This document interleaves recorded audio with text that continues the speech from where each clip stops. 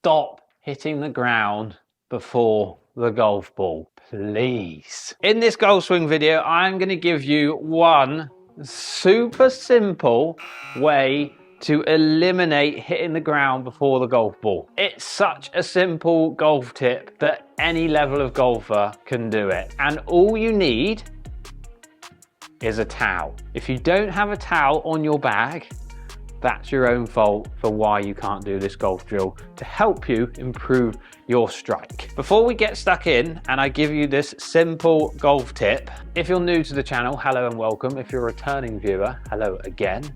If you're not subscribed, hit that big red subscribe button, hit the thumbs up as it helps the channel, and turn that bell on so you get notified of when I upload all my new videos.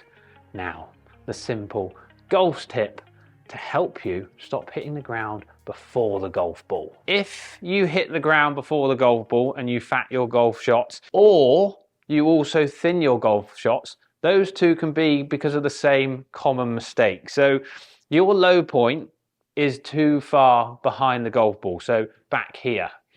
Your low point, if it's too far back here, can either catch the ground heavy, which is where you're going to hit the ground before the golf ball, or depending on the height of your arc, you might bottom out, then your club's going to start moving up and you'll start to thin that golf ball. So if you do struggle with this, this is a perfect golf drill for you. And if you're just looking to try and strike your irons a bit better, this might also help, so make sure you stay till the end. Getting that low point in front of the golf ball. Don't need your club in your hands for this. Just need your towel. So I'm going to set myself up, okay, and I'm going to have it in my trail hand. Let the towel hang so it's touching the ground basically. You've got a bit of slack, it's not up away from the ground. Get it so it's touching the ground. I want you to sort of swing, half swing, 3/4 swings, basically to about here and here. And I just want you to do it and see where the towel touches the ground. Now, if your towel is touching the ground before the golf ball, there's the reason why you're hitting the ground before the golf ball. I need you to start trying to get the towel to hit the ground on the target side, not behind the golf ball. Stop fatting and thinning by hitting the ground back here with the towel. I want you to start striking your irons pure, getting those crisp contact by hitting the ground in front of that golf ball. When I give this drill to golfers, the biggest thing that they see is the difference in their transfer of weight. So people that struggle with hitting the ground before the ball will slide off the golf ball or with this towel, and then they'll stay back there on their back foot. Whereas people that strike the golf ball pure and are able to hit the ground with the towel in front of the golf ball, is as this towel, before it even reaches sort of the top of its path here, they're already starting to move back towards the target. People that struggle, stay back here. People that do this drill really well, before that towel gets to the top bit here, they're already moving back towards that target. And see where I've hit the ground there. Much better. So it's a completely different synchronization of your body. Start to recenter. Get that towel moving forwards to get it striking the ground in front of that golf ball. Once you've got the feeling, pop your towel on the ground, grab your club again, and just grip the club down the bottom of the grip. Down here, not at the top because it can get a little bit heavy. A few practice swings, gripping at the bottom of the grip, and I want you to get the same feels that you had with that towel. And look at where you start contacting the ground after the golf ball. No more back here, ground, hitting the ground before the golf ball. We're here, shifting over, getting that contact point after the ball, which is what we want to strike these irons pure. Set yourself up and we're going to just chip one forward. Half swings again, okay? Set yourself up, get the same feelings over towards that target. Listen to that strike. Look at that shot. Nice little draw. How simple is that golf tip to help you strike your irons, your wedges pure every time. Go through that sequence. Towel first, one hand after, then both hands, hit some half shots, and then when you feel like you're ready and you're hitting the ground after the golf ball every time, you've stopped hitting the ground before the golf ball, add it into your full swing, and you'll start to see weight shifting differently, starting to recenter better, starting to get ball then turf contact to hit those nice, pure iron shots.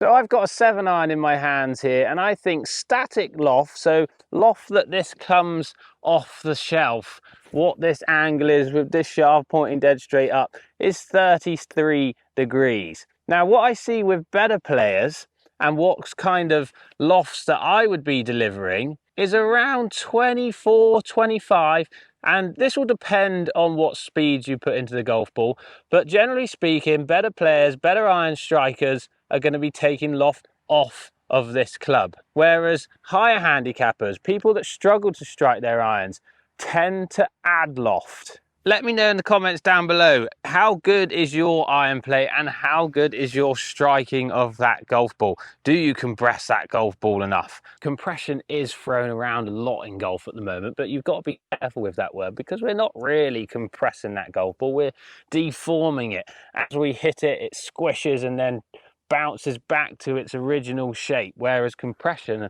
like I think of compression as whacking that golf ball into the ground and making it take off. Well, that golf ball, unless you really mishit it, is going to be launching at a certain degree and not touching that ground at all. So be careful when it comes to compression. But anyway, if you deliver more loft when you hit the golf ball, so static loft your balls here, if you start to add loft to this golf club, look at where you start to strike it. You strike it lower and lower on the face. Whereas better strikers of the golf ball, like I said a minute ago, if I start to take loft off and deliver 24, 25 degrees of loft, look at where that ball starts to travel on strike, higher up the face. The difference between those strike locations and that loft that is delivered to the golf ball is going to make you have that sensation of compression, striking that golf ball better, increasing that distance that you're hitting your irons. So how can we change that loft delivery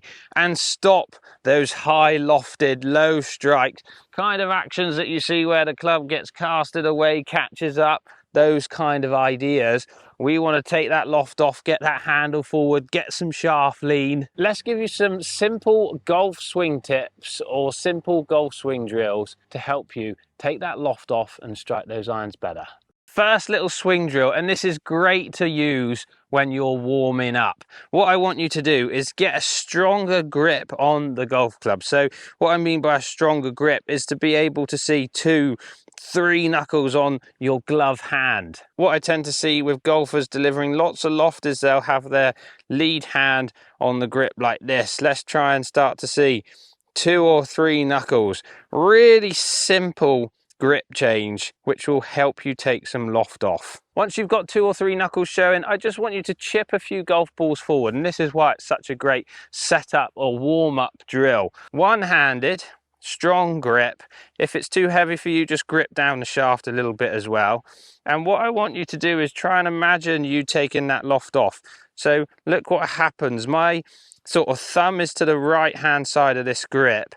To take loft off, it starts to go more on top and to the left of the shaft. So imagine that your grip, your thumb, has gone from the side of the grip to more on top. And look at how that is now twisting my loft off. That will help strike go higher up the face and make you feel like you get that compression on the golf ball. It's so simple just to warm up doing this. It'll get you feeling a completely different release, especially if you grip that golf club a little bit weaker. 2 or 3 knuckles. If the club's too heavy, just grip down a little bit, and we're just going to chip a few out there, trying to hit them nice and low, get them higher on the face and take that loft off. Second golf drill, a real fun one. what I want you to do is twist this club anywhere between sort of 20 to 40 degrees closed. How much you do it will depend on how extreme you want this feeling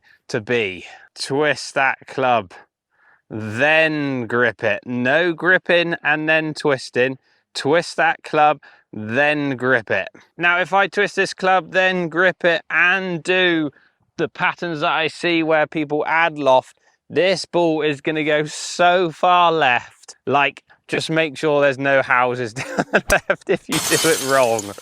Make sure you're doing this on the driving range. Once you've twisted the face and then gripped it, your objective is to try and hit this golf ball as straight as possible. So to get that to happen, you're going to have to deliver that handle forward to get that face squared up to your target. It's going to make you take that loft off, even though twisting this is doing that for you, but this is really going to get your handle forward. So the first one of getting that thumb to rotate over the shaft is going to take that loft off for you. This second drill is really going to help you once you've got that twist feeling of taking loft off, getting those knuckles to point to the ground. You now need to deliver that handle forward, and this drill is so good for it. Twist that face, then grip it. I cannot let this go left, so I'm going to do a few rehearsals. That's where I want to be. That's where I want to be. Oh, it's a good effort. I've hit it pretty straight, tiny bit left, but still hitting target. Strike was loads higher on the face, ball flight was loads lower because I'm delivering less loft. That's where you're going to get your compression or deformation of the golf ball to then make you hit it further. If you deliver more than 33 degrees of loft, the static loft on this club, you are not going to be hitting the golf ball as far as you can. Great players are taking loft off, or good iron players that are striking their irons pure. Taking loft off, that will make the ball come higher off the face, and you'll get that deformation and ball speed to help you hit your irons better. Let's stop those high wafty iron shots and those low strikes on the face. Two drills there that are really going to help you. One, the grip, one-handed. That's really going to help you understand how to take that loft off and get your release going. Drill number 2 is really going to help you with getting that handle lean forward. Once you got a feel for both of them, add them into your full swing. Slightly stronger grip, 2 or 3 knuckles, really thinking about my release as I'm coming down into the ball and delivering that handle forwards.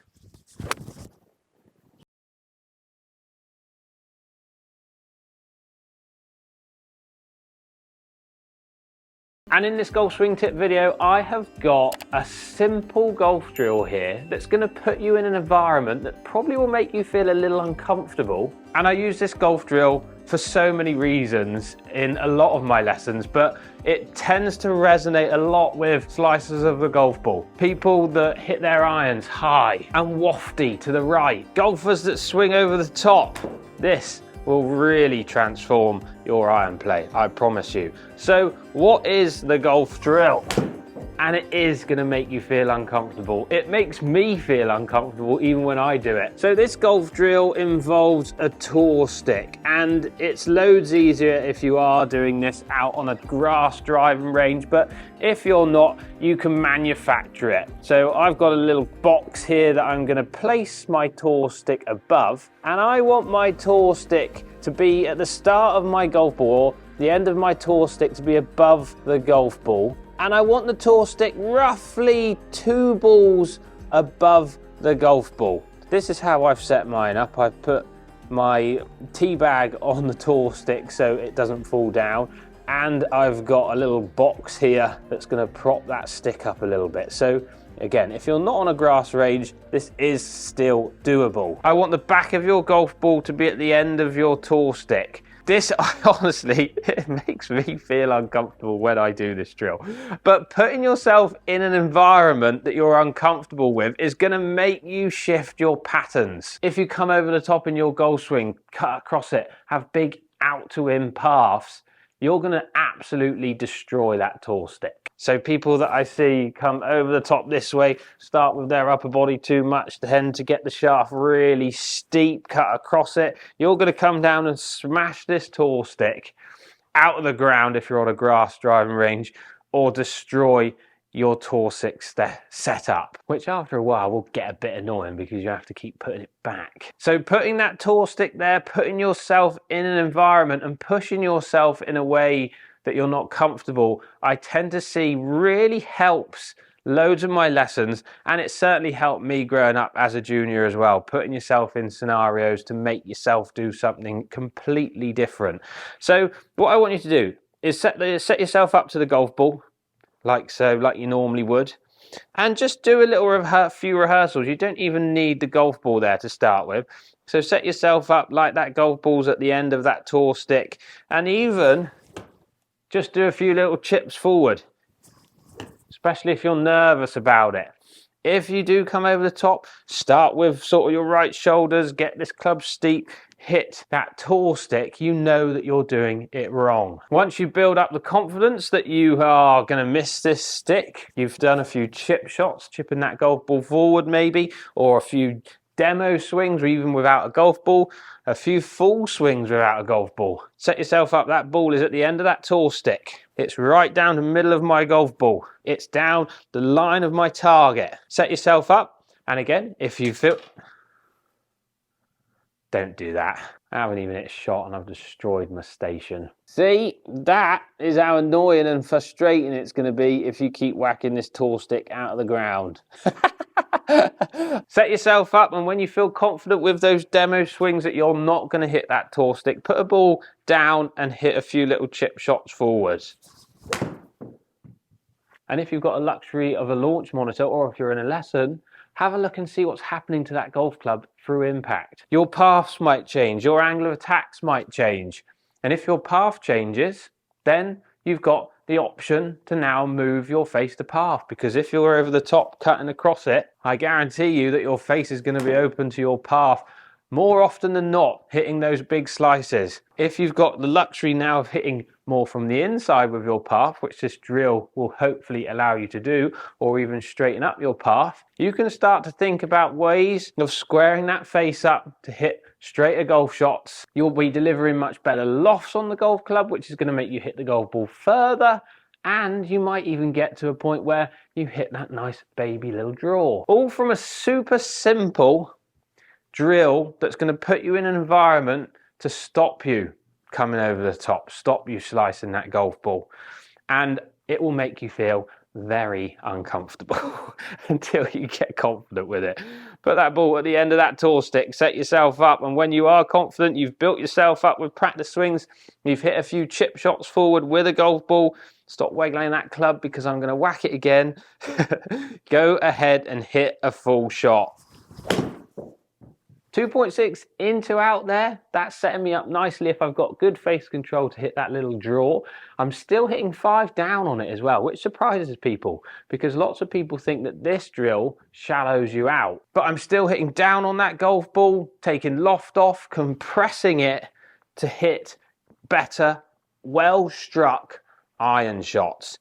A great drill to help you improve that consistency, get that green and regulation stat going in the right direction, hopefully hitting that golf ball a little bit closer and lowering your golf scores. Let me know in the comments down below if this drill helps, and if it does, make sure you hit that big red subscribe button.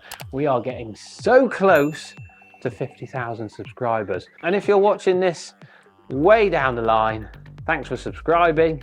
Hopefully the channel has got way more than 50,000 subscribers now, but thanks all for watching. I hope that helps, and comment down below if it helps your game. Thanks all for watching. I'll see you in the next one.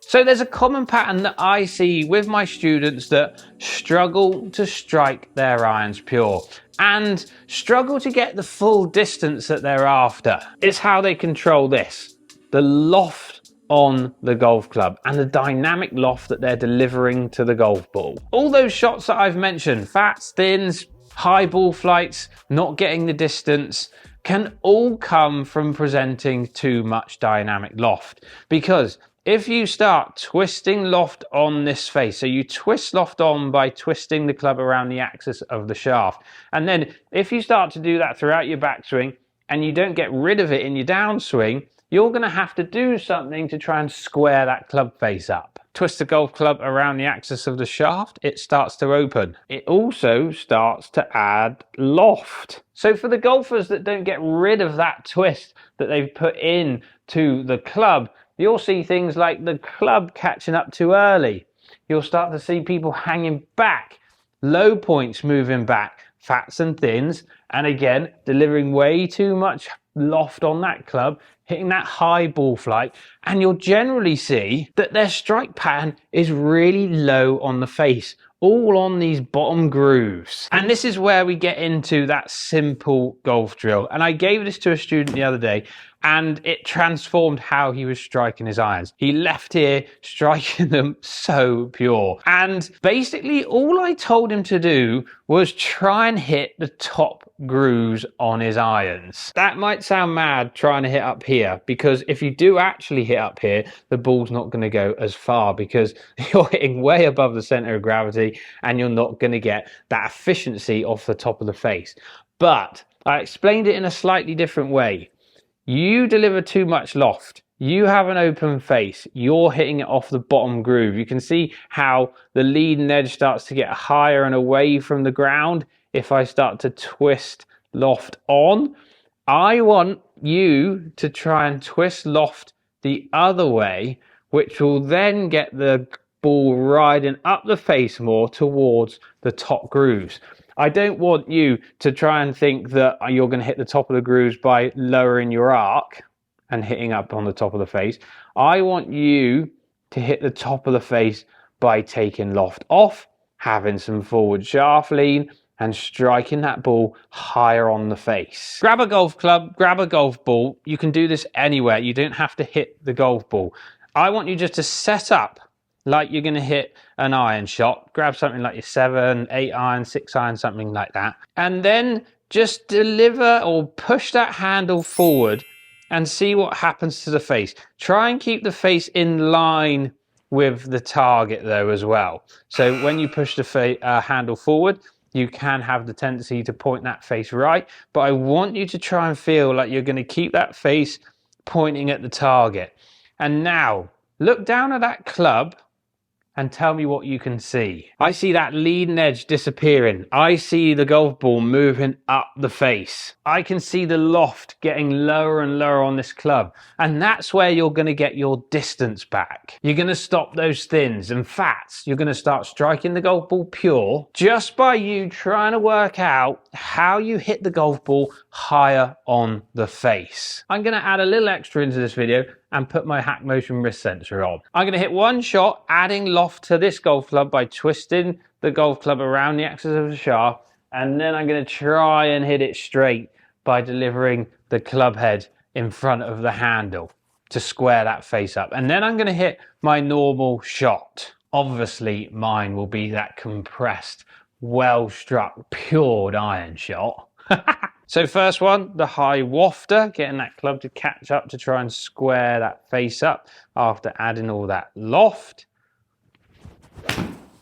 Oh, a little bit fat. And now my usual iron shot, compressing that golf ball pure in my irons, like you see the pros. Nice strike, feels worlds apart. Take a look at the numbers, flexion and extension. At address, I have 30 degrees of extension in my wrist. Adding that loft in my backswing, by the time I get to the top, I've added more extension and I'm into 52 degrees of extension. And as I come back to impact, yes, I'm taking that extension out, but I haven't done it enough. I'm still in 18 degrees of extension. Now, let's compare that to my shot, which I usually hit with this 7 iron.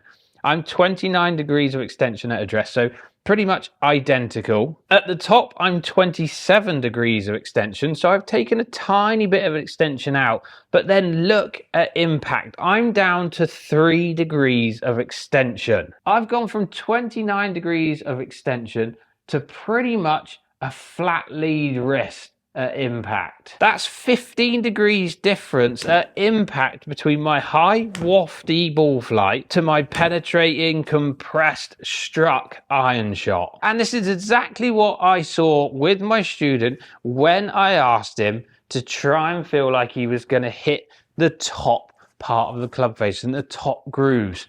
Again, not just by lowering your arc and getting that club to move down because you're fat, the golf ball. I want you to hit the top part of the grooves by getting that shaft lean, by taking that loft off and starting to compress that golf ball better. And if you don't think this applies to you because you might have a different grip to me or whatever it might be, you can do this with all grip styles. I've got a strong grip, so let's weaken that off and go sort of two knuckles, more neutral with my lead hand. And I'm going to do the same feelings. I'm going to try and deliver that handle forward. I'm going to try and twist that loft off of the club and hit that top part of the club face. So same thoughts, same ideas, slightly different grip. More neutral grip. So look at the wrist angles now. I'm down to 22 degrees of extension on my lead hand at setup. That's a weaker grip. I was 29 and 30 with my standard, remember. So I've weakened my grip off. I'm down to 22 degrees of extension, but look at impact. I'm into flexion now, -5 degrees of flexion. But I've taken the same amount of extension out and gone into flexion. What's that, 27 degrees? I've changed that.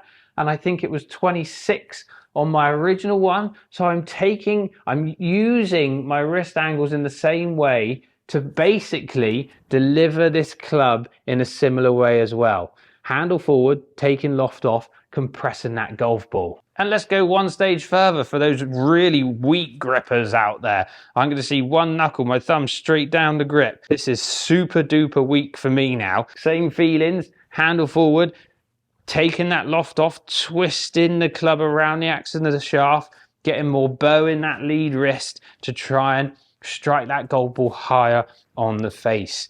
Set myself up, really weak grip.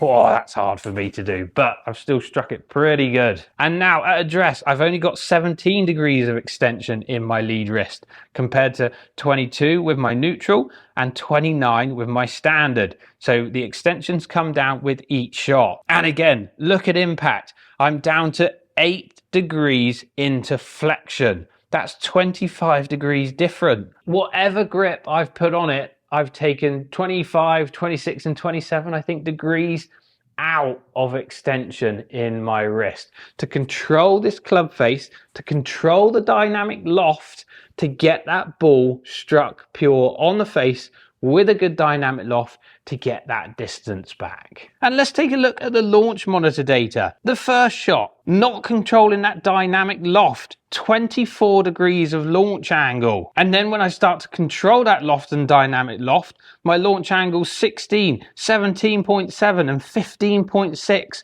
on those three shots that have all hit the green. Whether or not you have to think of wrist angles to be able to achieve this simple golf tip of trying to hit the golf ball higher on the face with your irons is down to you. My student just simply thought about trying to hit the golf ball higher on the face. He didn't have to think of wrist angles, but when we measured it, it was doing it automatically. Like I said before, grab a club, grab a ball, doesn't matter where you are, you're not going to hit a golf ball. I want you to get that sensation of that bowing, that handle going forward, and your wrist going more towards that flexion. It might not go into flexion like mine because I'm a strong gripper of the golf club. I've got a lot of extension in my lead hand at the start. But if you're a weak gripper, you'll definitely be heading into flexion. Get that feeling of the wrist moving in that direction. You'll get some shaft lean. You'll take some loft off. You'll start moving your low points forward to start compressing that golf ball better, striking it pure and hitting some delicious iron shots.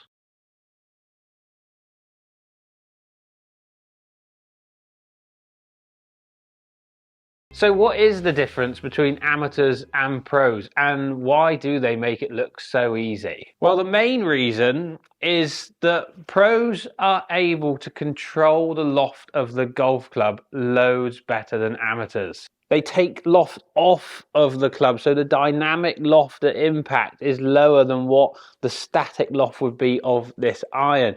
Whereas lots of amateurs add loft and don't get that compression, which makes amateurs also hit lower on the face, which makes you see loads of these sort of flippy impact positions in golfers at your local clubs, which then make the golf ball go really high. Also, it probably opens the face depending on how you're releasing it, which means you're going to slice that golf ball too. So how you deliver this loft is going to completely transform the way you compress that golf ball. So have a little think. Are you a golfer that hits the golf ball too high, hits low on the face a lot of the time, sometimes might fat the golf ball too because of how you're releasing it, and the way that you'll have to move this club will create those sort of fat, horrible shots as well. So fats and thins, high ball flights, slices to the right generally for right-handed golfers. These are all signs that you're delivering too much loft at impact,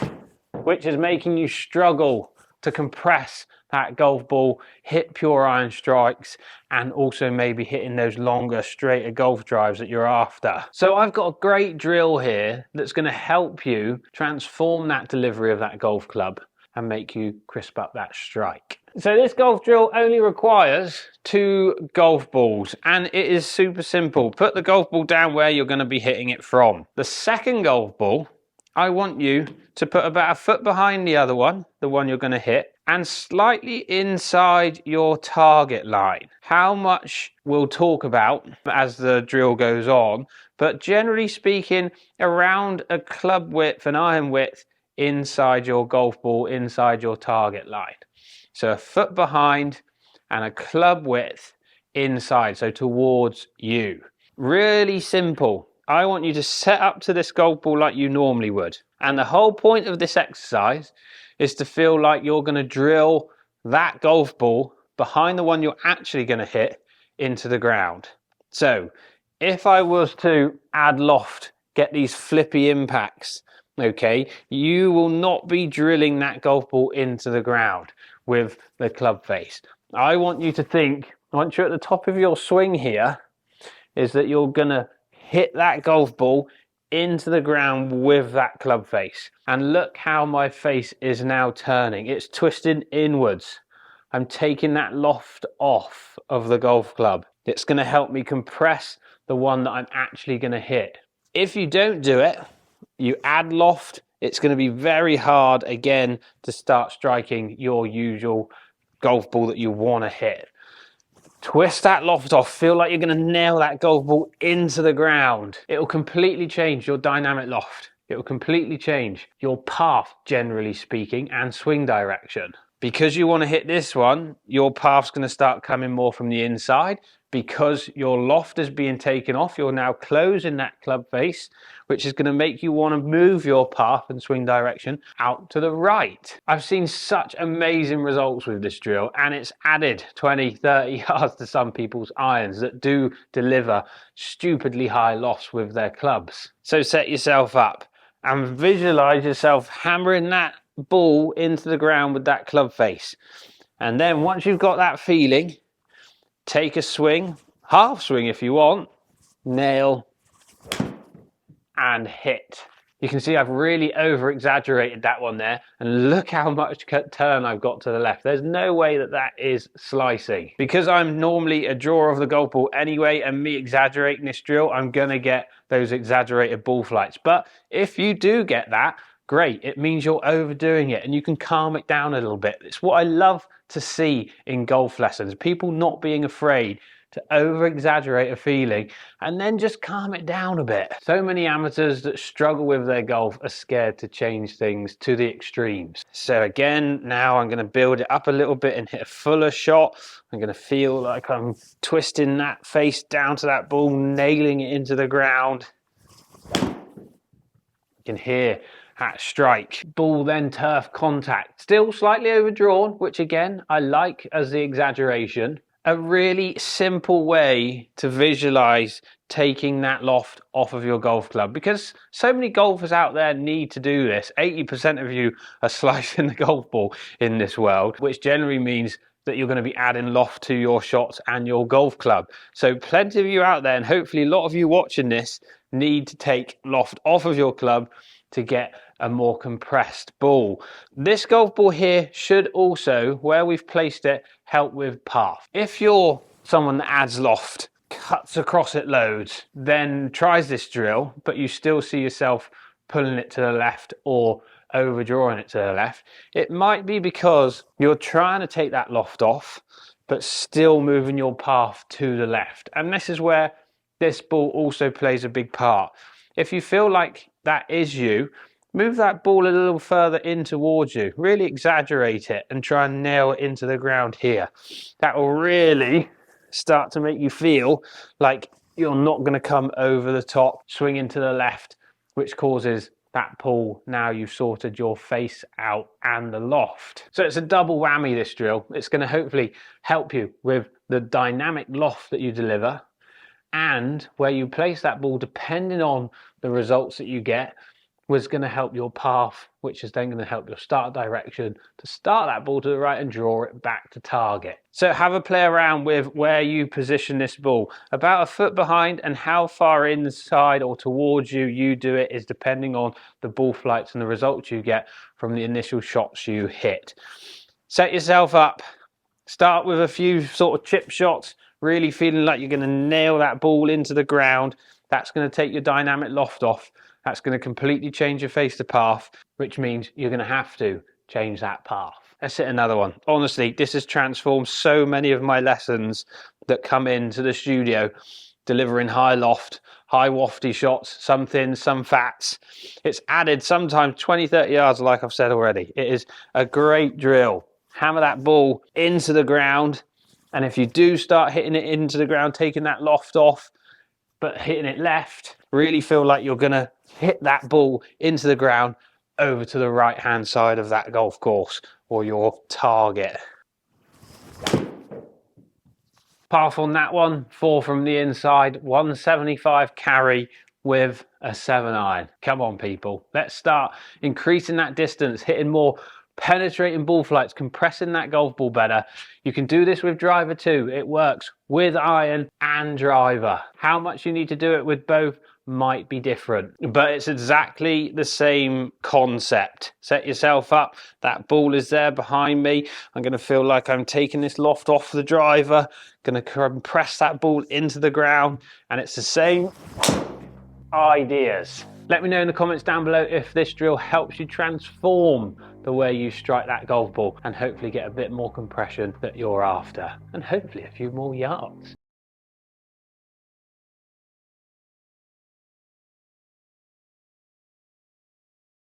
First up, should you be hitting your long irons the same as your short irons? Simple answer, no. There are a number of things that are different when it comes to hitting those long irons. Your swing speed, stance width, angle of attack, ball position, swing direction, D-plane, to name a few. So let's break it down to help you learn how to hit your long irons. Swing speed and stance width. I've got 2 clubs in my hand here, my 3 iron and my pitching wedge, or 20-degree long iron. Now, these two are going to be swung at completely different speeds. The shorter club, the pitching wedge, is going to be a lot slower than my longer iron. So I'm going to have to change my width of stance. If I'm not swinging my pitching wedge as fast, I'm hitting this about 125, 135 yards, depending on what I want to do with it. My stance is going to be a lot narrower. I don't have to swing this hard and gain as much traction as what I would with the long iron. So my stance is going to be a lot narrower. We switch that to the longer club. I'm going to start to try and hit this 220, 230, 100 yards further than what my pitching wedge is. So I'm going to be swinging this a lot faster, and I'm going to have to get some serious ground forces going, grip going, And that width of stance is really going to help me achieve that. Take a look at the difference between the two. My 4-iron, I've got the inside of my feet pretty much on the outside of my shoulders, a real wide stance. Whereas my stock pitching wedge, if I'm hitting that full distance, the outside of my feet are more towards my shoulder line. As you move up from the short clubs to these longer clubs, your stance width should gradually be getting a little bit wider and a little bit wider until you get all the way up till driver. And that leads us on nicely to ball position and angle of attack. I'm going to keep my 2 clubs in my hand here, my 3-iron and my pitching wedge. Now, the ball position is going to slightly change as you move up to those longer clubs as well, because we want the angle of attack of these clubs coming into the golf ball slightly different. Angle of attack with your short clubs, you want steeper into the back of that golf ball, whereas your longer clubs, you want a little bit shallower, still hitting down, but not as much down as with these short irons. And simply just changing your ball position is going to help you achieve those different angles of attack. Let's go with lead armpit being the lowest point of our arc.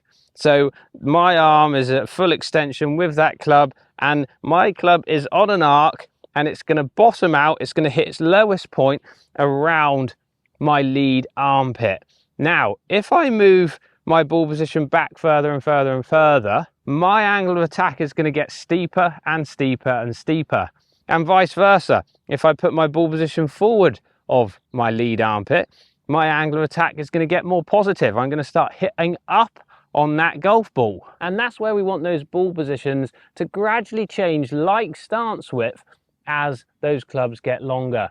Your shorter irons being further back, and as you get longer and longer in those clubs, that ball position sneaks further and further forward, changing that angle of attack, allowing you to launch that ball slightly different with each club. Now, moving on from ball position and angle of attack, that's also going to now affect your club path and swing direction. Take a look at this. This is a little visual aid that I've created. So the golf club's on the floor and my target line. This is my swing arc, the green sticks coming in and coming in after the golf ball. Now, my ball position is right in the middle of my stance. So as my swing comes down and hits its low point, my swing direction is 0, 0. My club is on a path that's 0. My angle of attack is 0 because it's at the bottom of my arc. Everything lines up right at the bottom. As soon as I start to change my ball position, so I'm now going to move it back, my club is going to have a steeper angle of attack and my path is going to be more to the right. If I now start to move my ball position forward, now what you'll see sort of driver ball positions, I'm going to now hit my golf ball later in the arc on the way up, and my path is going to move more out to in. And if you don't recognize that in your golf swing, that it's happening when you're changing club, that club path might be adjusting, you could be creating some real different ball flights. Let's say that your face to target stays the same throughout your whole bag, and your path is changing around your face to target. All of a sudden, with your lower lofted clubs, your path is now in to out with that face square to target. Let's assume that it's square to target, that face every time with every club.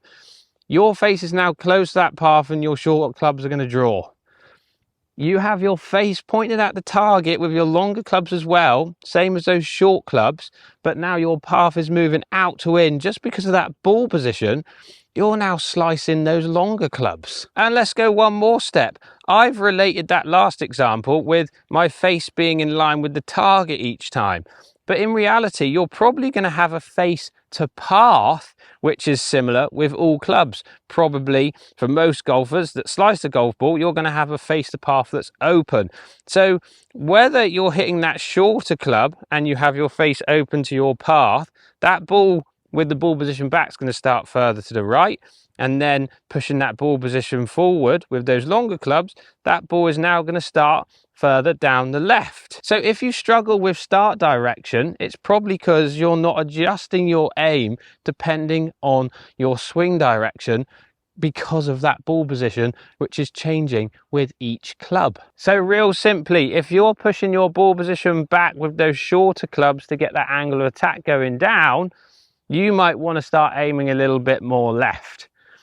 If you're pushing your ball position forward with that driver to change your angle of attack and hit up more on the golf ball, and these longer irons because you don't want it to be as down as those shorter clubs, then you're going to have to start aiming a little bit more right, because your swing direction is going to be left. We need to shift that to the right. Or you can play around with paths and how you shift your weights and things like that to adjust your path. Golf's so complicated, isn't it? And I'm trying to make it as simple to understand as possible. But sometimes it's not just black and white. You have to understand what's happening at impact to make sure that you're hitting these longer irons as pure as you possibly can. So we've got stance width wider because we're swinging these clubs faster as we get longer and longer in our golf bag to help speed up this longer iron and start to strike it better. We've got ball position, which is going to affect our angle of attack. We want it slightly back of our armpit, so we're hitting slightly down on the golf ball. Not as far back as those shorter clubs, which are going to have a steeper angle of attack, just slightly back of your lead armpit. And then you're thinking about where to aim because of those things affecting your swing directions. Shorter clubs, you might want to aim a little bit more left. As you get longer and longer, you start to aim straighter, and maybe with those drivers, you start to hit up, you might want to aim a little bit down the right. Depending on if you're good and can change paths with swing thoughts and how you're shifting weights and things like that in your swing, then you don't have to change your aim. Side note for you all down there, I'm classing long irons as sort of, depending on what clubs you've got and what loft they are, 6 iron maybe, 5 iron, 4 iron, 3 iron and 2 iron. Some people still have 2 irons in their bags, but those are what I'm classing as long irons. Now, if you find that your clubs start to bunch up around this area, get some hybrids in your bag. Forget long irons, get hybrids. It's going to help you launch the golf ball better and hopefully get a little bit more distance and start to space out those clubs a little bit better. The final thing that I mentioned earlier on in the video was D-plane, and that subject is a little bit more confusing and I don't have the bits and bobs to explain it as well as I want to. So in the comments down below, let me know if you want a video on D-plane and why your shorter clubs might go straight and even slightly draw and your longer clubs might fade. Getting the basics and fundamentals right with these longer irons with some swing speed is only going to help you strike those longer irons pure.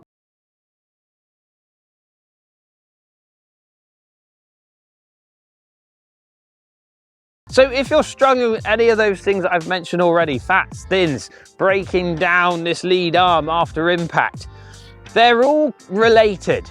And they're related to loft in general, especially for those golfers hitting those high wafters. You're delivering too much loft at impact. If you're delivering too much loft, it's likely you're going to have a slightly open face somewhere in your downswing coming into impact.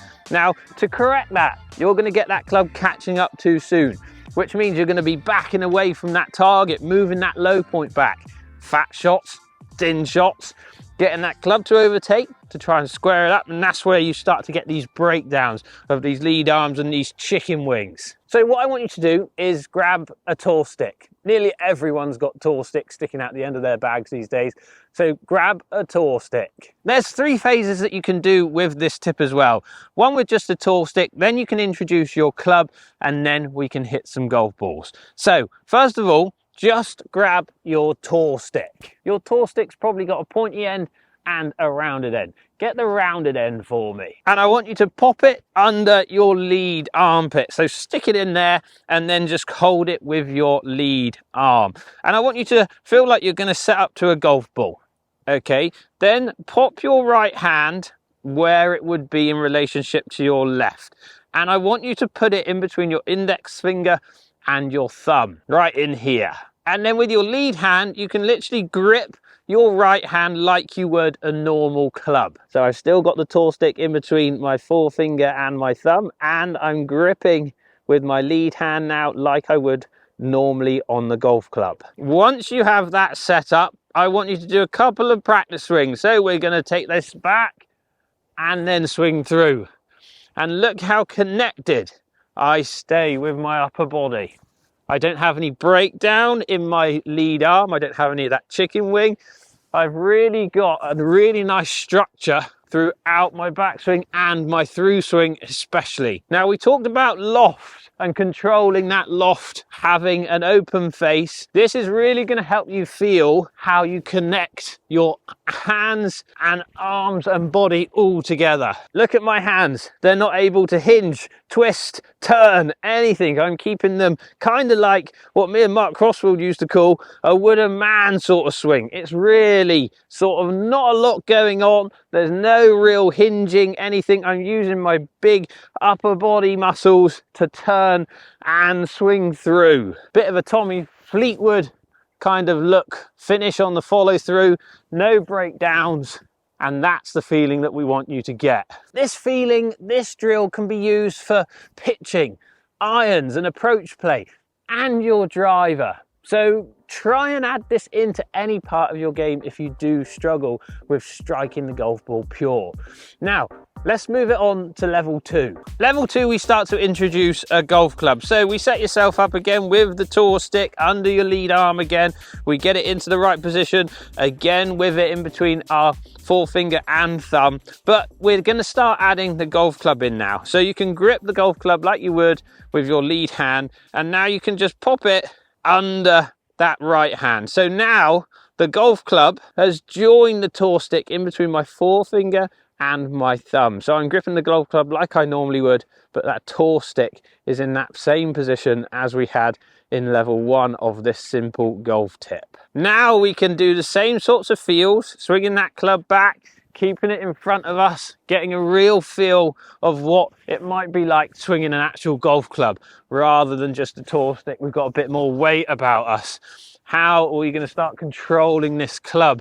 And you'll really get a sense of where possibly you might start to be adding some loft on that golf club throughout your golf swing. So do you try and roll some loft on at the start of your golf swing and add that loft to open that face? Do you have lots of hinge in your wrist? Do you add lots of cupping into that lead wrist?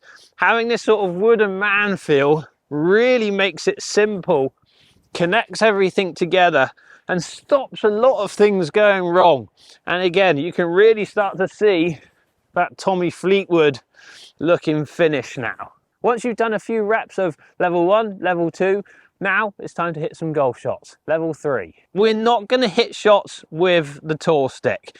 If you've got that shoved up your armpit and you start hitting the ground, that's going to push that tour stick up into your armpit and probably hurt you. So please, please, please do not hit golf shots with the tour stick under your armpit. Build it up to hitting golf shots. Level 1. Just a tour stick, few reps, then add the club in, few more reps, really feeling those same feelings, not a lot going on, and then hit some shots. Doesn't have to be full out long shots. You can just do the wooden man 3/4 feels, same as what you had. And listen to that strike, look at that trajectory. It's even drawn a little bit, that shot. A really nice way to start understanding how to keep your body connected, which will then help you release that golf club properly, keeping the right loft on the club to hit better golf shots. Let's do one more. Stick under my armpit. Nice few feels, couple with just the stick. Then we're going to add that club in as well. Tour stick under my armpit. Grab that club in my lead hand. Pop it in the tour stick as well. Tommy Fleetwood finish, wooden man feels, couple of reps with that, and then straight into a golf shot. Again, doesn't have to be a full shot.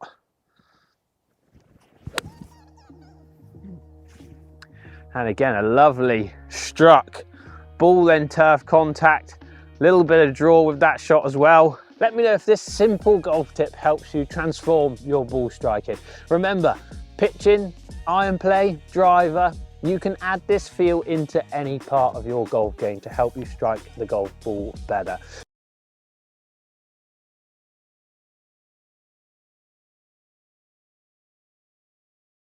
Let's get straight into the tips. Now, each one of these scenarios is going to be focusing on you controlling your low point, where your arc bottoms out in your golf swing, because inevitably where you have your low point is crucial to you striking your irons better. Now, depending on your facilities as well, you might have to practice this on the golf course, but if you've got a really good facility at your course, you might be able to do this all at the driving range. Scenario number one, practicing off a downslope. Before I go into why you want to be practicing off this, the common thing that we see most amateur golfers struggling with, and the reasons why you might fat and thin your golf shots. I talk about this a lot on the channel. Generally speaking, the patterns that I see, amateurs shift off the golf ball because that's what they're told to do, but then they struggle to recenter. So they shift off the golf ball, stay back here, and by the time they get back down to the golf ball, they haven't got their body back to where it needs to be for that low point to be on and in front of their golf ball. So you strike ball then turf. They stay back here, don't get back far enough, low points in front of that golf ball, fat shots, thin shots, depending on how high your swing arc is. And hitting off a downslope, ask yourself, is that one of the hardest shots you find when you're out on the golf course? Do you always misstrike it? Putting yourself in this scenario is going to do a lot of the work for you to strike that golf ball better, because the slope makes you put your weight more forward. It stops you from shifting so far off the golf ball. You'll start to turn more centered, and you'll find it easier to get your low point in front of the golf ball because the slope will be pushing you down that way. You'll get your lead shoulder in front of that golf ball, so your low point will be ahead of that golf ball too. If you find that you're so close to striking that golf ball pure, just move your ball position back a tiny bit and carry on with the same feels on this downslope. It's such a good place to practice if you can, whether you're on the golf course just playing 9 holes, or if your facility at the range has some awkward lies that you can hit off. This can transform how you strike that golf ball. That I'm not turning and shifting off the golf ball, I'm turning more on top of it. Easy to get my low point in front of that golf ball and strike it nice and pure. Little side note, if you are practicing off this kind of lie, maybe just use a little bit more loft, as the ball flight will tend to come out a little bit lower. Scenario number 2 is perfect for a golfer that loves to practice at the driving range off mats. And make sure you stay tuned for scenario number 3, because that's probably the hardest but most beneficial for every single golfer out there. This one I've got to credit Mr. Pete Lockett for, as I've stolen this off of him. Put your towel on a range mat. You know range mats when you go to the range and you feel like you've hit it really good for that session. And so many people, I'm sure you've used it before, oh, I hit it great on the range, but not on the course. Well, when you hit off mats, you catch the mat before the ball jumps up off of that mat slightly because it's so springy, you catch the sweet spot and you hit your good shot. Whereas the towel takes that bit of forgivingness out of that mat and you've got to strike ball first. I haven't got my net set up and it takes me 10-15 minutes, so I'm not going to hit any shots on this one, and we're going to go straight to scenario 3. Pop these towels on your range mats and start striking your irons pure. Scenario number 3, by far the hardest. One, because it's hard generally to find a practice spot that has a bunker to practice out of that you can hit full shots. If again you're playing 9 holes, just chuck a couple of balls when there's no one around and give this a try. And it's also the hardest because any slight mishap on strike, it's a disaster. Catch the ground before the ball, it's going halfway, and sometimes not even that. Catch it thin, it's flying way over the green. And just like the other 2 scenarios, this is going to make you push that low point forward, change possibly how you turn, get that low point in front of that golf ball. And if you don't have one that you can hit full shots, just practice sort of 50-yard pitches. It doesn't have to go a long way. And again, I'm doing all similar things to the other 2 scenarios, and that's the whole point of this video, in making sure that I'm not moving off the golf ball too much. If I do move off it, make sure that I'm recentering by the time I'm at the top of my backswing.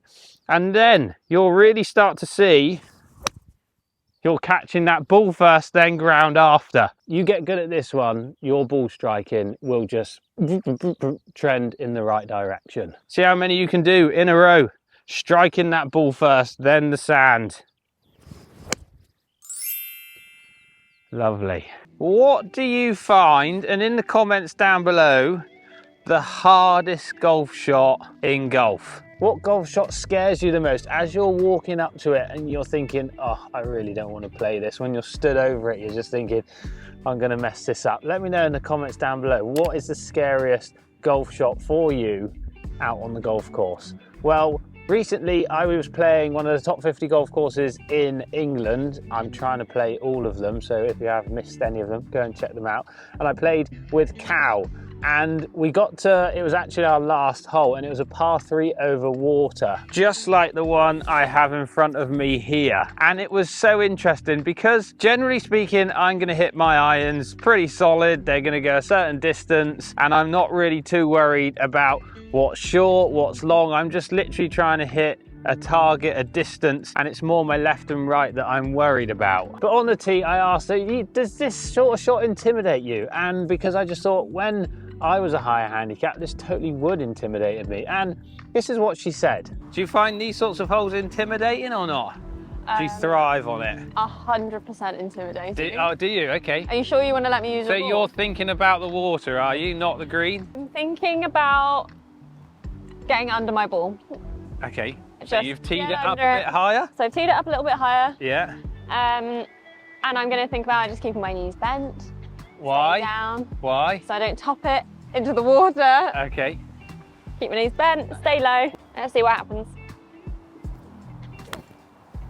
Yes. Go on. Go on. Yes. Oh, got over the green. Power. And I thought what she said was really interesting, and as she was speaking you can kind of tell that I'm trying to quiz her on what she's thinking and why she's doing stuff. So there's two things there which really stand out, and I'm going to concentrate on one of them today and maybe concentrate on a second one in another video. The first thing was tee height. She's teeing it up higher. Now in the comments again, if you've got to go over something on a par 3, like a lake, bunkers, whatever it might be, a big valley, do you start teeing the golf ball up higher? Let me know in the comments down below. And the second thing was that she's going to bend her legs more. She's going to try and stay down on it so she doesn't top it. Well, if I show you a quick replay, I guarantee you that she's probably not going to keep her knees bent and stay down on it. And she does it quite a good shot, which is nice to see. But if you're trying to keep your head down, keep your knees bent, those sorts of ideas on these kind of shots, I'd suggest it's probably not the best way to go, but that can be another video. Let me know in the comments down below if you want something like that. So let's talk about the first thing, tee height. Cow tees the ball up higher so she can get under it more. As you can see here, I've teed up 4 golf balls. One's on the ground, one's a tiny bit teed up, so literally the tee is pointing just through the grass. Third one, you've got quite a bit of tee showing through the grass, and then the fourth one's kind of like a driver height. And each one of these is probably going to do something slightly different. So if we start with the ball off the ground, you'll see in course videos, me, Mark, whoever we're playing with, will knock the ground. We mess around and call it manners because we're kind of messing up the tee box. But we're basically digging up a tiny bit of grass to sit that ball on top of it, giving us a nice lie basically. And you'll tend to see us doing that on shorter par 3s where we're using 9s, wedges, maybe an 8 as well, because generally speaking, that's where we hit those clubs from all the time. We get used to our pattern of hitting it off the ground.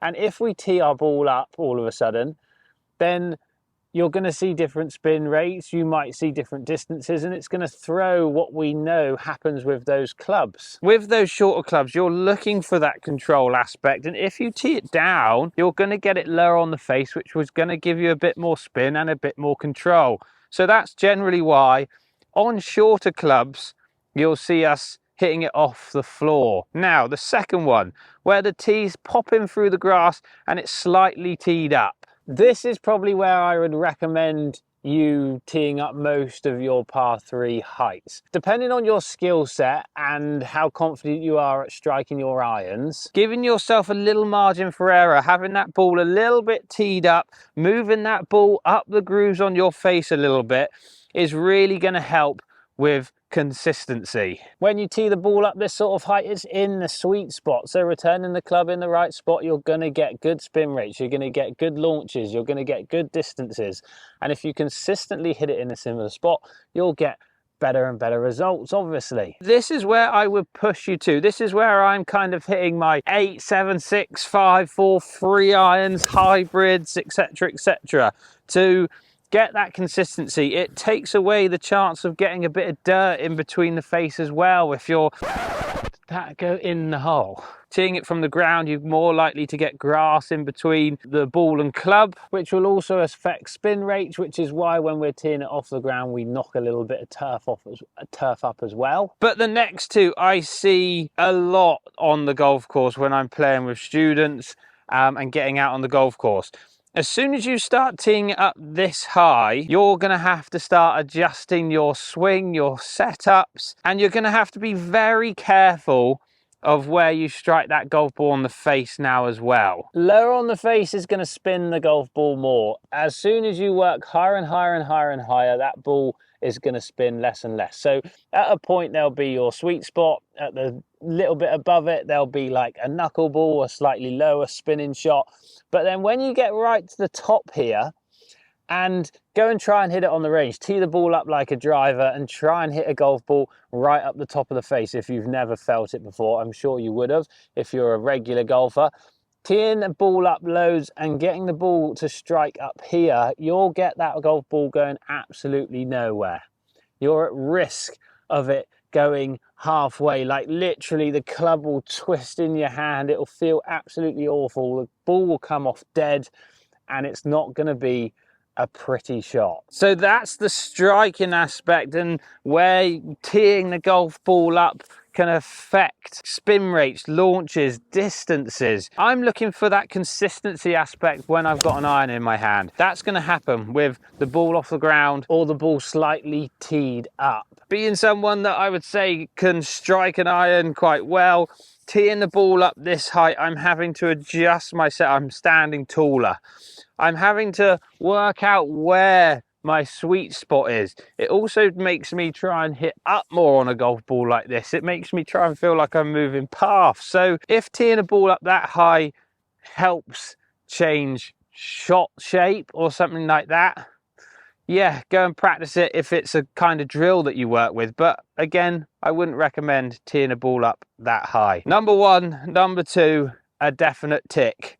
Number 3, a maybe, but again, I probably wouldn't push you that high. And number 4 is a no-go. And my final point, yes, teeing the ball up at different heights can influence shape of shots and how you deliver that club, which I was insinuating there on that last point. When I tee the ball up high, like I said, it feels like I'm going to hit more up on it. I'm going to swing more out to the right. So that might be a case if I do have to push my ball to my further yardage or my further distance that I can hit this club, teeing it up a little bit, yeah, go for it. If it moves paths, if it moves your angle of attack and your impact, tee it up a little bit higher.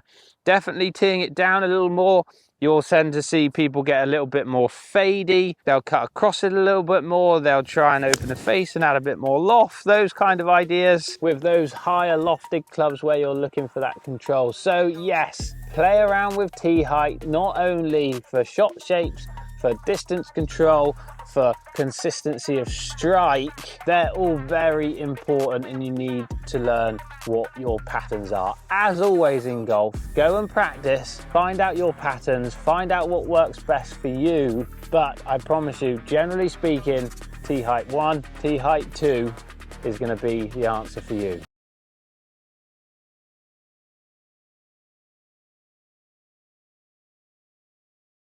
First of all, what I want you to do is place this club down just inside the ball so your club doesn't hit it, and at the back of the golf ball as well, because this is where we want your kind of entry point into that golf ball, and that's where you want to get this visual to happen, getting that ball then turf contact, rather than when we fat it, getting that turf first. So the club here is to help you visualize some simple tips in your iron swing that are going to help you strike that golf ball better. So first of all, this is going to help you with ball position. Now, depending on what club you have in your hand, which iron you have, wedge, mid iron, long iron, I want you to put this club in slightly different positions. So I've got a 7 iron in my hand here, a mid iron, and a mid iron 9, 8, 7, we kind of want in the middle of our stance. Shorter clubs, more loft on them, you want that ball position a little bit further back, and longer clubs, you want that ball position a tiny bit forward.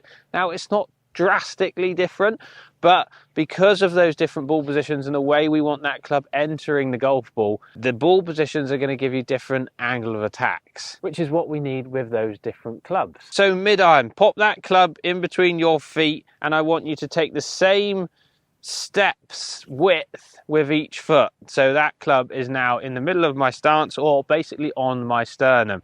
Now, if I had a more lofted club, I want you to take a slightly smaller step compared to that front foot, and that will put the ball position a tiny bit back. And then the opposite for those long irons, a little bit less on that front foot and a tiny bit more on that trail foot, and that will pop that club a tiny bit further forward. I'm not talking lots, I'm talking like fractions. You don't have to change it drastically. But this club being on the floor is a great visual aid for helping ball position, which is what I see plenty of times in my lessons, people getting wrong that are struggling to strike their irons and they keep hitting ground them ball and fatting that golf shot. So set yourself up and help yourself out with ball position and this club on the floor. Secondly, this club is going to help you with your turns, because what I see with people fatting the golf ball is that they're swaying over to the right and moving their body way too far right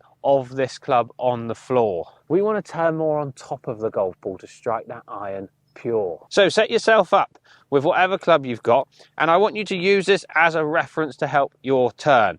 Now, I've got the shaft on my belt buckle on my sternum, and I want to feel like I keep it there in my backswing. So my belt's not shifting away from that club on the floor. It's staying centered and I'm turning on top of it. So that club on the floor is great to help ball position. One massive common golf swing mistake or setup mistake that I see with irons. It's also great to help you visualize how you're turning in that backswing to stop you swaying off the golf ball.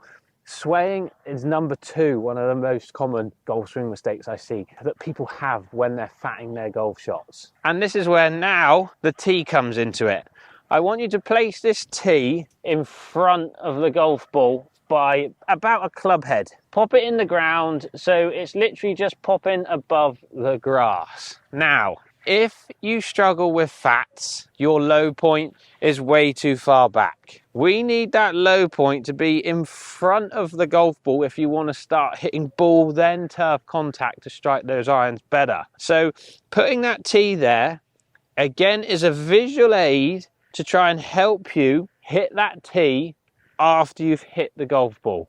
Now, when I set myself up and I do some demonstrations, I think, right, if I need to hit that tee, I need to get my weight going over towards my lead side, and I need my handle in front of the club head. All positions that you see great iron players on the TV getting into, not weight too far back, staying there, hitting ground before the golf ball and fatting those golf shots. Use these bits of equipment to help your golf swings. You've got them all the time. You've always got a tee in your bag. You've got 14 clubs in your bag. Use them as weapons to help you strike that golf ball better. So first, set yourself up. Make sure you've got ball position in the right spot. 2, use that club to help you with your turns. I don't want to see any weight shift going on this way. If you do have a little bit, by the time you get to the top of your backswing, I want to see that belt buckle returning on top of that club. So if you feel like you have to go this way as a little trigger of your golf swing, that's fine, but you need to recenter by the time you get to the top. I don't want to see any of this. And then number 3, use that tee as a visual aid to try and take that tee out of the ground and make sure you hit the turf after that golf ball. Turn, move over towards that target.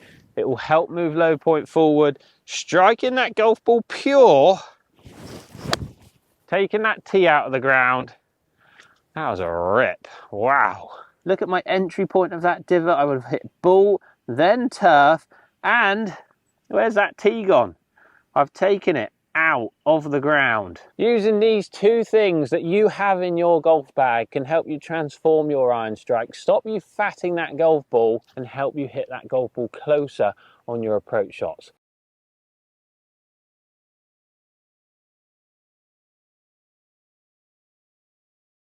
Right, golfers, in today's video, I'm going to try and give you a simple golf tip or golf drill that I used to use as an amateur and I still use today as a golf coach with my students. It was definitely a go-to when I was an amateur to help strike, get ball then turf contact, really start to help get that ball up that club face to get better strikes, whereas with my amateurs and lessons I see people really casting that club, getting that head to be delivered before the handle, which means thin shots, fat shots, you name it. And the reason why this drill's so good is because, and I talk about this a lot on the channel because it's such a common mistake in amateur golf swings, is I see amateur golf swings come in the studio daily where you get their arms right across their chest, they're really narrow, and then they love to just chuck that arm away from their chest, creating space on the way down,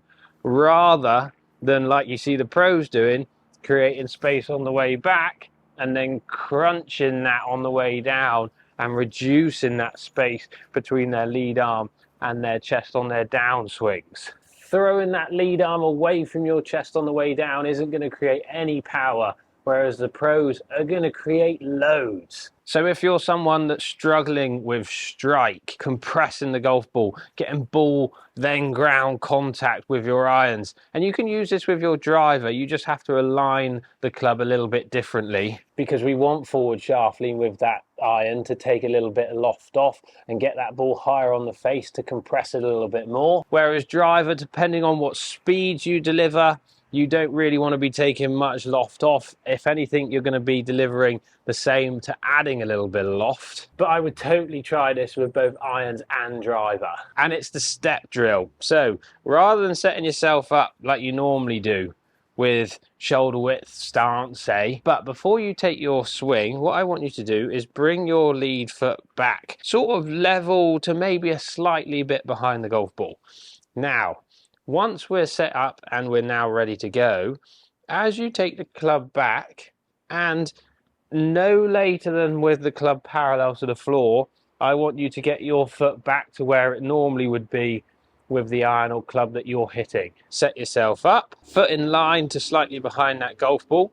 Before you get to parallel to the floor, I need that foot moving back towards where it would be in your normal setup. This is going to allow the body to start stretching. So I want you to kind of feel that your arms are moving away from your body, whereas your lower body is moving towards the target. So upper body away from the target and your lower body towards target. This is going to give us a big stretch, and look at how I've got my lead arm away from my chest rather than tucked in. The pattern that I see with lots of my students that are coming into the lesson bay is as they take their club back and they're getting to sort of parallel to the floor, already they're kind of just staying here. Lead arm starts to work across the chest. You get really flat shoulder turns, and that's where you're setting yourself up to fail.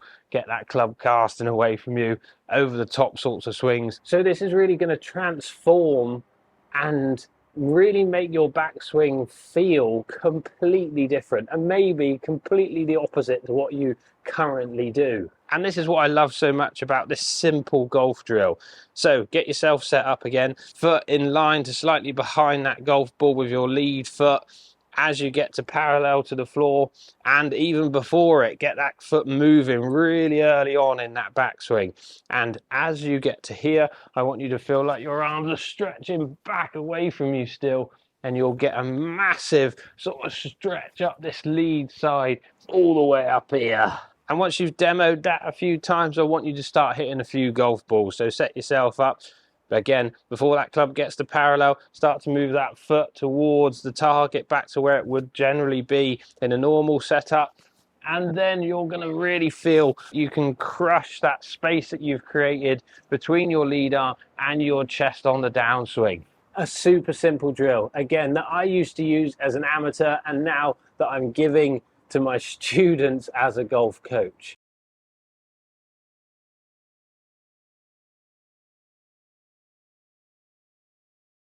So I think we can all agree that there's turns in the golf swing. So I'm turning back and I'm turning through, turning back, turning through. But there's tilts also, this way and this way.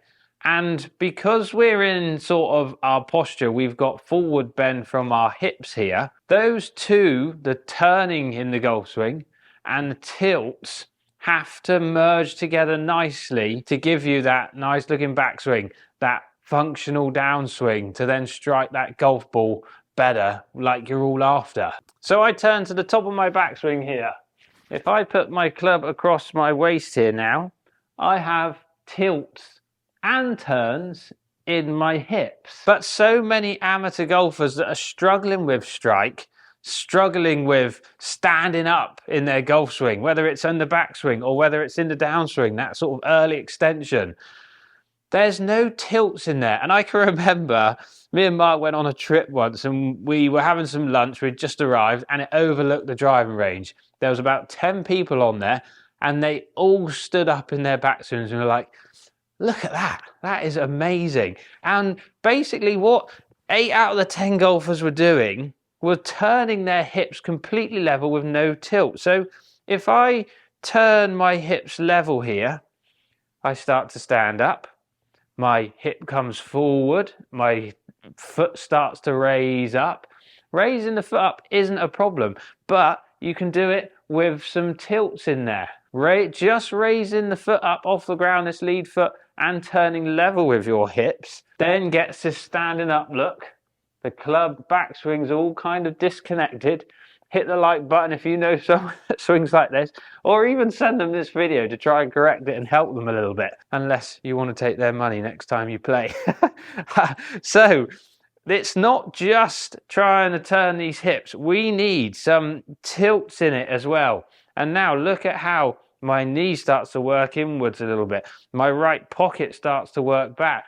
And that gives me that tilt in my hips rather than them staying level. My left hip comes forward loads. I start to move up in the backswing and stand up. This is completely going to change that standing up look in your backswings. And then if we move that onto the downswing, that standing up's going to occur again, that sort of early extension look. Let's get rid of standing up in that golf swing. So I've set myself up in my golf swing, I've turned my hips level and I've stood up. So set myself up, turn my hips level, and I get into this sort of position. Now, all sorts can happen from here, depending on what golfers stood on this mat. But if you now just turn your hips level on the way down too, this is a common look, isn't it? Out to in, hands going away from you, disconnecting, that sort of right hip firing out, arms moving out, cutting across it, big slices, struggling to strike that golf ball. We need to add that tilt on the way back, and we need to add that tilt on the way through as well. So not only am I turning my hips, but they're tilted again. So this is going to be super simple. You can do this at home. You can do this at the driving range. You can do this before you hit your golf shot. I do this with so many of my students for so many reasons. Popping the club across your waist, pop your thumbs in your pocket. Now, not only is this great for working out how much you're turning, but you can now add how much you're tilting. Do you get an incline when you turn your hips back, or when you turn them back, does this club stay level to the ground? I want you to turn those hips and add some tilt in. So see, my right pocket is higher than my left here, and it's starting to point down towards the golf ball. You're not going to get it all the way towards the golf ball because that will be way too excessive, the amount of tilt. But we want to see a bit of incline in those hips rather than this club turning level and you standing up. Do it in a mirror at home. Do it in a window reflection. Do it wherever you need to really get the feel of how those hips are turning and tilting. And it should be the same feeling on the way through. So turn back, get that incline in that shaft, not turning them level. And then on the way through, we should start to see that tilt in your hips on the way through as well. Now, if I turn my hips level, my bum comes inwards, what people will class as early extension, standing up, that hip moving out, all things that you would associate with that path moving out to in. This is going to transform your paths. It's going to transform your face control. It's going to transform your consistency of strike because you're not having to make all these alterations throughout your swing to try and find that good contact. Adding that hip tilt into your golf swings is so important. And then once you've got the feel of that club pointing down towards the golf ball a little bit more on the way back and on the way through, add it into your golf swing. Turn back. Now I'm not standing up. I've got my nice looks of my golf swings. I'm turning better. I'm not standing up. On the way through, that right hip moves down, left hip moves up. You'll probably see a little bit more distance in your golf shots as well as a little bonus because you're going to start pushing in the ground slightly different to get those tilts in your golf swings, in your hips, and it'll also produce better strikes. So hopefully you're going to get that distance through that as well. We all know that we need to turn in our golf swings like we said at the start, but we forget that we need to tilt.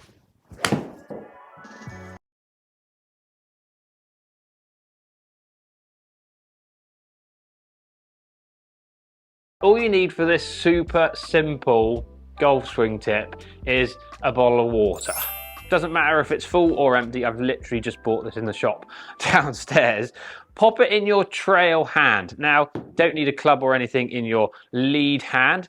Trail hand, whether you're right-handed or left-handed, trail hand. Swing to the top of your backswing. What I want you to feel is like you're going to tip this bottle of water or the water out in this bottle behind you, this way. Don't go tipping the water over your head. If you start to tip that water behind you, you'll start to get some extension in this trail hand, this sort of cupping look in your trail hand. And this is going to make the club face loads stronger. Up to the top of my swing, tip that water behind me. If you want to be brave, take the lid off, have some water in there, swing to the top of your swing, and pour that water behind you and throw that water out in front of you as well on that downswing. And once you get that feeling of that water being poured behind you, that extension in that wrist getting loads greater, add a club into your swing again, pop the club in your hand and pour that water behind you and have a look and see and feel what that does to the club face. Look at it, it's starting to point towards the ceiling. It's getting stronger. I'm twisting loft off of that club. That's going to help you compress the golf ball. It's going to help you strike the golf ball better. Stop fats and thins and horrible strikes, because delivering that less loft is going to give you that penetrating flight and give you that extra yardage. People that don't hit the ball as far, you hit it high, short, because you're adding loft to that golf club. Bottle and trail hand, tip it over my head, lose all that extension in that trail hand. If I did that with my iron up to the top, tip that water over my head, lose extension in my trail hand. Now look at the club face, wide open, high shots, slices, top of my backswing, add that extension into the trail hand, feel like I'm pouring that water behind me, club gets loads stronger, starts to twist the opposite way. I take loft off, I want to start delivering my handle forward, These are the sort of looks that you're going to start to think, oh yeah, this simple golf tip with a bottle of water is giving me that pro impact look. Few repetitions, pouring that water behind you, flinging it out in front of you. Once you get that feeling, pop that bottle of water on the floor. A few more here, pour it behind you, fling it out in front, and then hit a golf shot with that feeling. Oh yeah, that's an extreme feel for me. I've really overcooked that, and look at the ball flight that I've got. Penetrating, draw, good distance on it. So many amateurs struggling to strike their irons that are losing distance, hitting it too high. Common mistake, losing that extension in that trail hand on the downswing. Even on the way back, you just get rid of it. That face is wide open, lofted. Think about that bottle of water. Where are you pouring it? On your head? Hopefully not. Behind you? Let's hope so, because that's going to help you strike these irons better, gain a bit more distance, and start getting some ball then turf contact and hitting more greens in regulation. Super simple golf swing tip to help you improve that iron play and get that distance that you want out of your golf shots. If you don't have a bottle of water in your bag, you should on the golf course anyway. Grab that bottle of water, see where you would be tipping it, and start making that club face a load stronger to help strike those irons better. I hope that helps. Thanks all for watching, and again, just a little reminder, if this tip helped and you are enjoying the channel, make sure you hit that subscribe button, hit the thumbs up as it helps the channel, and turn that bell on so you get notified of when I upload all my new videos. Thanks all for watching. I'll see you in the next one.